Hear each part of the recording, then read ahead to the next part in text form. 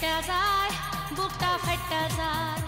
নিষিদ্ধ ফ্যাসিবাদী দল আওয়ামী লীগের মানিকগঞ্জ ২ আসনের সাবেক সংসদ সদস্য কণ্ঠশিল্পী মমতাজ বেগম ৫ আগস্টের পর থেকে টানা ৩ মাস সিংগাইরে ভাইয়ের বাড়িতেই ছিলেন।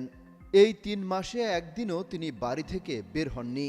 বৃহস্পতিবার তার আপন ভাই এবারত হোসেন নিজেই যুগান্তরকে এই তথ্য জানিয়েছেন। তার তৃতীয় স্বামী ডাক্তার এস.এম. মঈন হাসান এই সম্পর্কে বিস্তারিত জানিয়েছেন।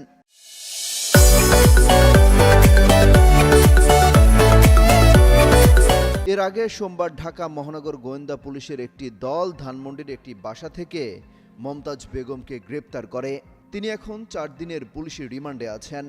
বৃহস্পতিবার দুপুরে এবারত হোসেন যুগান্তরকে জানান, তার বোন ৫ আগস্টের পরের দিন থেকে টানা ৩ মাস সিংগাইরের চর দুর্গাপুরে তার বাড়িতেই আত্মগোপন করেছিলেন। তিনি বলেন, আমার স্ত্রী সন্তান ছাড়া পাশের বাড়ির কেউই জানতে পারেনি আপার আত্মগোপনে থাকার তথ্য। এ সময় তিনি দলের নেতাকর্মী সহ সব শুভাকাঙ্ক্ষীর সঙ্গে মোবাইলে যোগাযোগ বন্ধ করে দেন।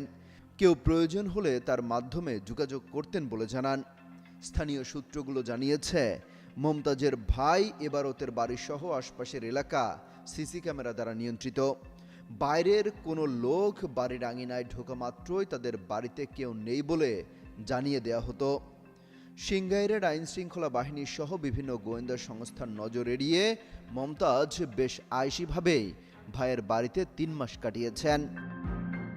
এবারত হোসেন আরও জানান, তার আপার ঘনিষ্ঠ বান্ধবী নিপার মাধ্যমে নিপার নামে ঢাকার ধানমন্ডিতে বাসা ভাড়া নেন। কোনো এক মধ্যরাতে গ্রামের বাড়ি থেকে বোরকাপুরে বের হয়ে কাকপক্ষী জানার আগেই মাইক্রোবাসে সরাসরি ধানমন্ডির ভাড়া বাসায় ওঠেন। তিনি জানালেন, গাড়ির গ্লাস ছিল কালো রঙের। এবারত আরও জানান, নিপার স্বামী প্রবাসে থাকেন।